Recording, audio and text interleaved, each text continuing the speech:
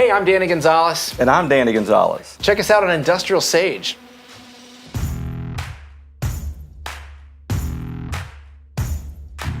Welcome to IndustrialSage, a free video podcast series all about digital marketing for industrial manufacturers. Hear interviews with your peers and find out how they're solving the same challenges that you might be facing in your own field. Coming to you from the Optimum Production Studio in Atlanta, Georgia, this is IndustrialSage. Okay, so let's jump into today's episode. This is a special Father's Day edition of IndustrialSage because I'm here with Danny Gonzales, and I'm not that narcissistic because this is Danny Gonzales with Danny Gonzales. This is my father. This is my dad, who happens to be Danny Gonzales. Danny, Dad, thank you for coming on IndustrialSage. No, thanks for having me on your show, son. Of course, absolutely. So, all right. So here's the reason. Well, obviously it's Father's Day coming up. That's one. But really, the real reason is my dad, Danny 2. Or Danny 1, I guess, the original.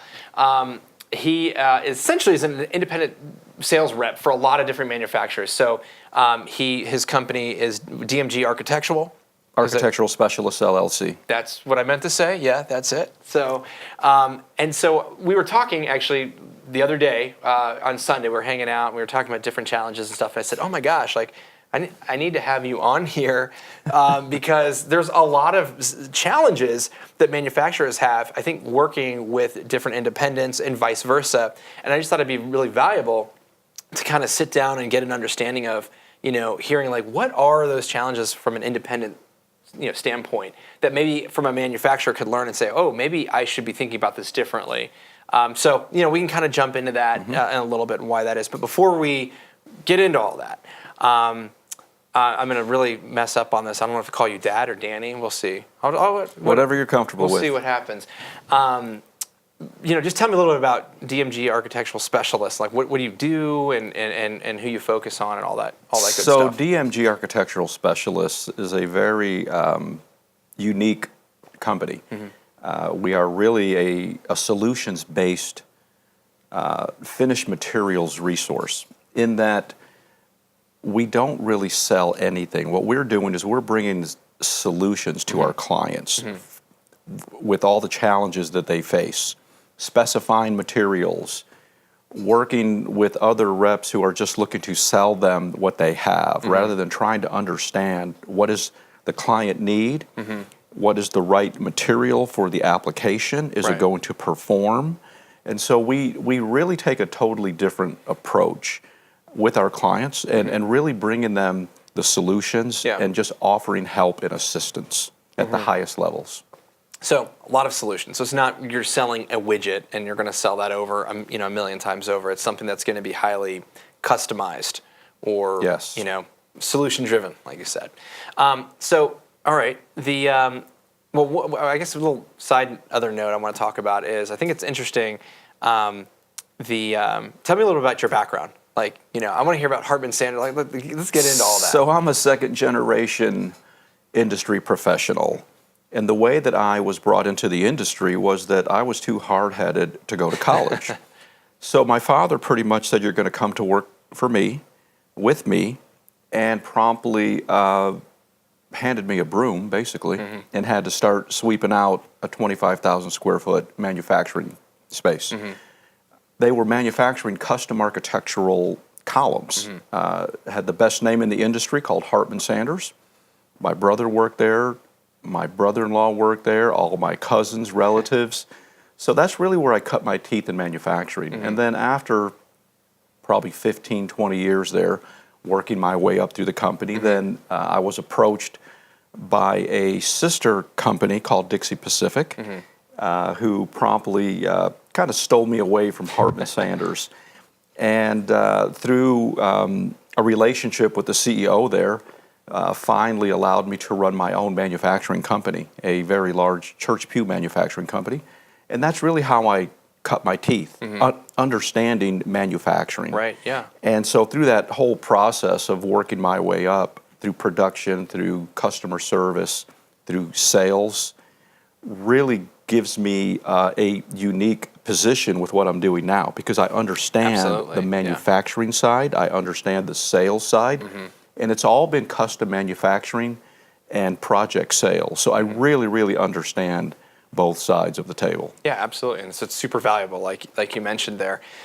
So one of the things, a lot of the challenges you'll hear from on the manufacturer side when they work with reps is sometimes a lot of times they'll have it set up where they've got their RSMs, so the regional sales managers, and they've got a whole fleet of independents underneath them, and they're just sitting there cracking the whip saying, hey, this is how we're going to sell. We're going to go through distribution, we're going to go direct, or if we go direct, we're going to go through independents. That way it's going to be low overhead, low head count. They're all 1099s. And we're going to go after this. And a lot of the challenges that we hear is just like, well, gosh, we're trying to grow sales by this. So we either need to get more independents or we need to help these independents, do more, better, and and they're always, we got to sell more, we got to make it, why are these guys not doing this or whatever? And the reality of it is a lot of these guys are, representing not just one company. I mean, they're representing a whole host of other companies. Correct. So, what would, from your standpoint, what would you say is your top challenge? With that, you've got a couple companies that you're. We have a few challenges, certainly, yeah. and currently, right now, I'm probably representing 15 to 18 different companies. Okay, so that's a lot, right? Yeah. It is, but again, my business model is very unique Right. in that we're not hunters. We're really out there looking to work with the right people, Right. with the right kind of projects, and having those manufacturers behind you that can give you the best level of support Right. is very key to the success of our company. So one of the things that presents itself as a challenge is working with manufacturing companies who will give you 100 reasons as to why they can't perform on a project or why they can't produce a particular custom piece. So my typical mantra is, look, you've given me 100 reasons why you can't. Yeah. Give me one reason how we can. Yeah. And be a solutions-based manufacturer. Let's bring the solutions to our clients. Thereby, we create value. Yeah. So I think that's probably number one. Number two is overpromising. It's very common in our industry where you're trying to close on a big, it could be a multi-million-dollar project. Yeah. The manufacturing company really wants the project, and so they begin to overcommit. Yeah. That is a big no-no in our industry. You have to be able to back up what you say, Yeah. do what you say, Yeah. and do it in the timely manner. Yeah. If you promise this in 6 to 8 weeks, You better deliver in 6 to 8 weeks. Yeah. And so we're only as good as our last job. DMG has done a spectacular job, though, of working with very good manufacturers who really understand what is at stake and trying to give me all the support. I can only be as good in the field as the support that I'm getting from our manufacturing companies. I think another key factor in this whole cycle is having manufacturing companies that really understand and value people, not only your internal employees, but your external customers. Because in too many cases, you have manufacturing companies who are only focused on profits, and they're not really client focused. What does the client need? They don't listen enough. They're just trying to push what they have to offer. Exactly. And they're short selling themselves. So you can have the best marketing materials, you can have the shiniest new car out there, but if you don't understand your client, if you're not listening to their needs, then how can you bring them the solutions that they're looking for? Thereby creating that value that's really so essential in this high-end manufacturing world that I live in and that DMG lives in. Well, I would say, too, you're seeing such a big trend with this now. It's interesting. We've had a lot of guests on IndustrialSage, some, big companies, small companies, and on some of the bigger companies, you're seeing a shift of titles. So I remember we had the chief marketing officer, or former chief marketing officer from ABB, their division of electrified products, and you're traditionally, yes, she's the CMO, the chief marketing officer. However, there's been a title change with her. She's now the global officer of customer experience. Okay, and you're starting to see that with a lot of different companies that are traditionally would be a CMO role is now this whole idea of customer experience. To your point about listening to the customer and really being focused on them about what their needs are. And it has a ripple effect all the way from product development to customer service to this whole product life cycle. And I think that we're seeing it. It's starting, but it's got to have this. It's going to take a little bit more time to have that more fully implemented. But I think what you're talking about right there is like dead on. A big lesson that a lot of these manufacturers now need to start thinking about, that this whole thing is shifting. We need to be thinking about, oh yeah, what is the need? Because you see a lot of these manufacturers that come in and, we're going to make this. This is awesome, and look at this feature, and this is amazing. You're like, We have great profit margins on it. Yeah. Right, exactly. Well, it's great. Does anybody actually want this? Like, what need does this fill? Well, I don't know. Like, this was just cool. We thought, no, but it's cool. It's engineered to make. If there's not a need, then sorry, you're not going to be able to sell it. So I think that's super important. The other thing that you mentioned that I thought was very interesting, because I feel like this is you see this a lot with salespeople, is you mentioning the whole like over promising kind of thing, where normally you hear the sales, what the heck, darn sales guy, like they said we're going to deliver and win. Like, are you kidding me? Certainly. Versus the other way around. But and then obviously the marketing thing. What would you say? What would help you?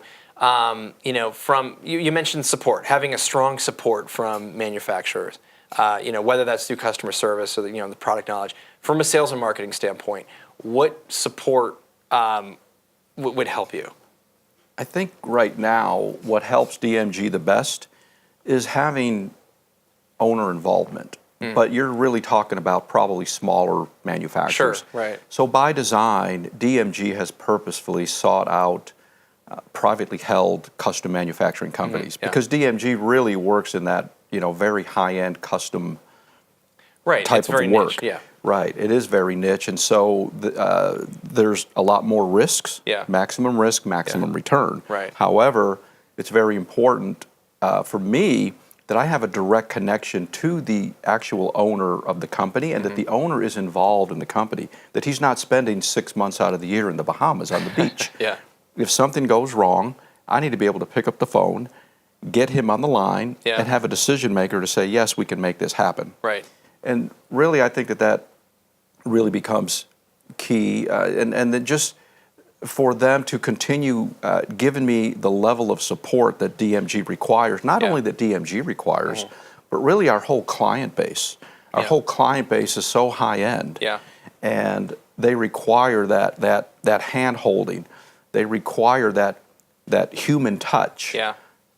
Me being in front of them. Yeah. So 30 to 40% of my time is spent entertaining my clients. Yeah. Spending time with them, learning more, not only about what their needs are, learning about them as a person. Yeah. Learning Yeah. about their families. Yeah. What makes them tick, and thereby bringing far more value. Absolutely, And yeah. in this has resulted in a lot of repeat business.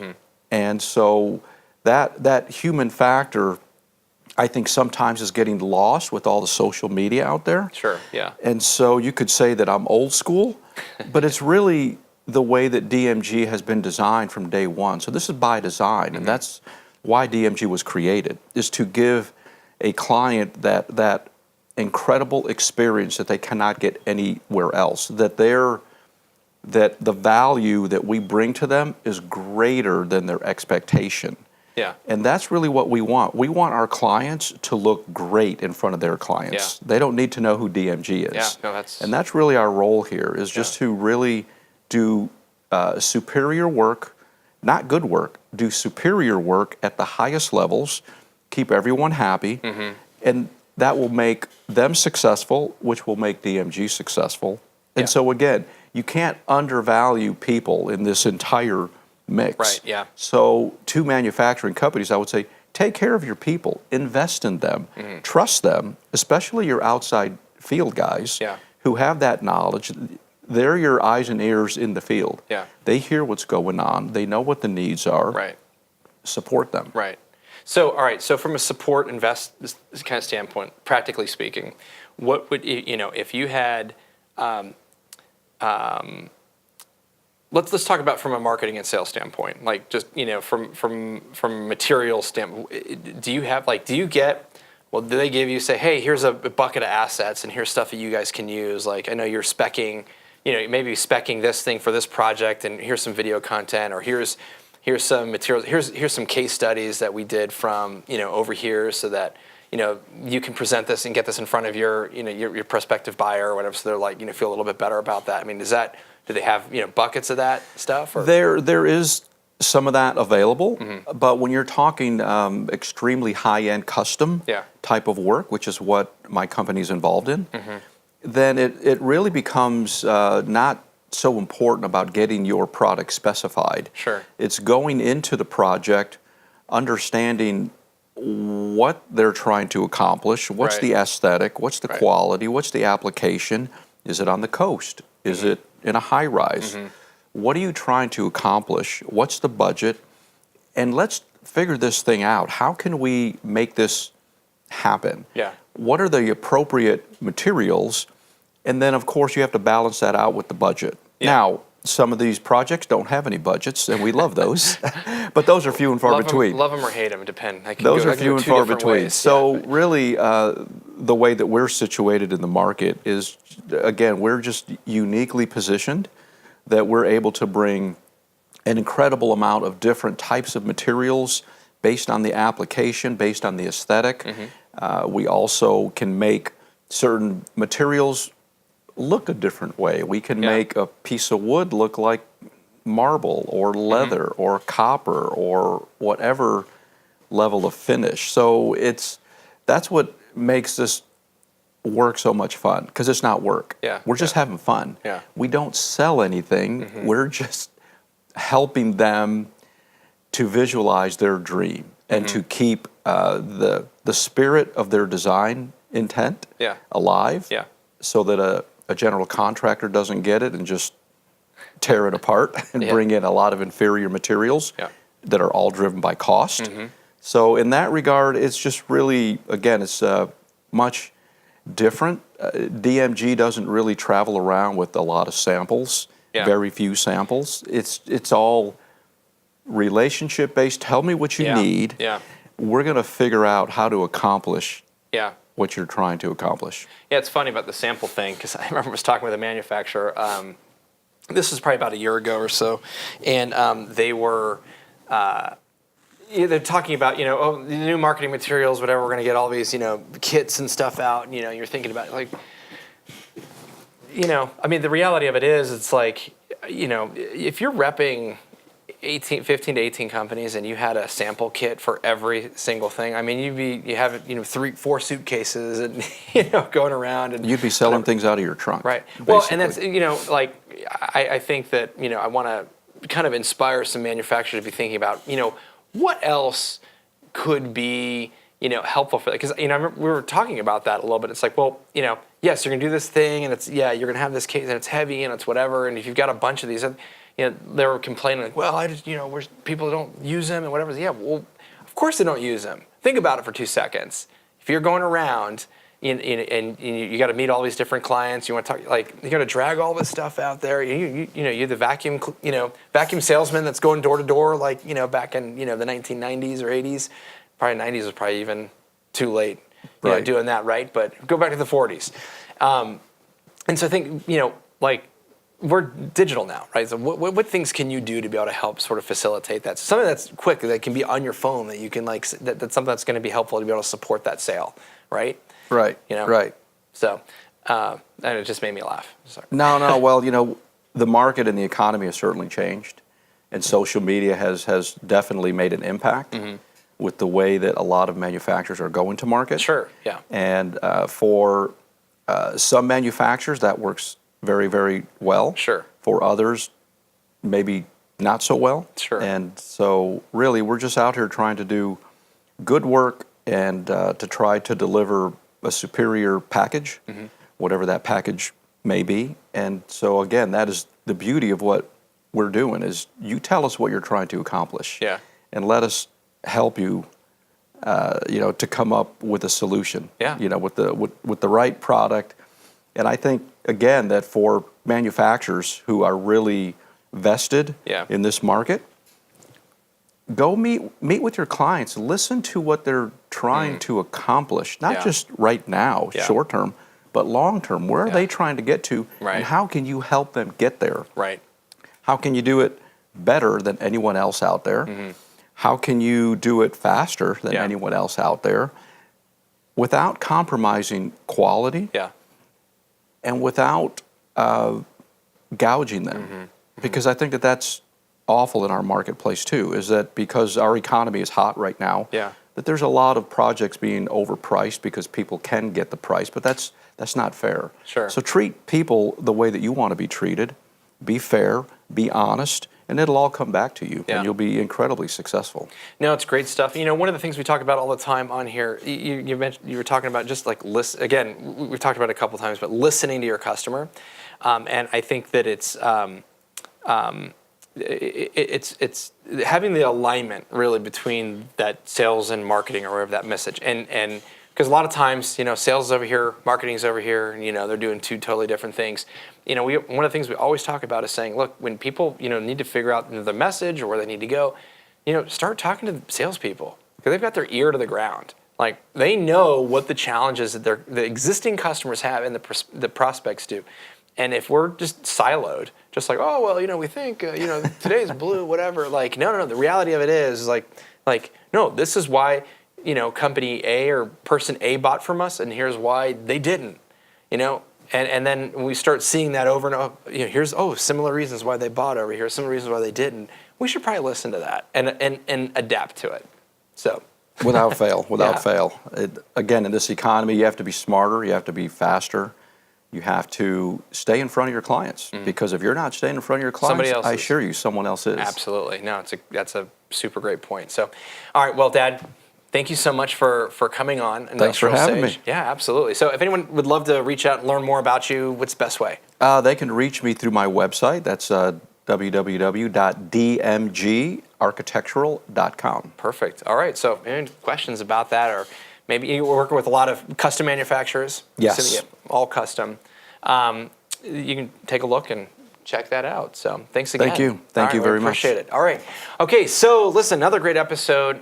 Yes. Again, I'm not narcissistic. That was Danny Gonzales, my father, for a special Father's Day edition. And so listen, a couple key takeaways that that I took, especially having a lot of conversations with manufacturers who may be set up where they've got, you know, the RSM and a lot of other independents on there, is, you know, the biggest thing I think is just listening. Like, listening to your customer, talk to your sales teams, get an understanding of what the real needs are. What are those challenges? What are people buying and why are they buying? What are they not buying and why are they not buying that? Looking at your products, are you developing products because we think it's really cool, or are we developing products because here's an addressable need in the market?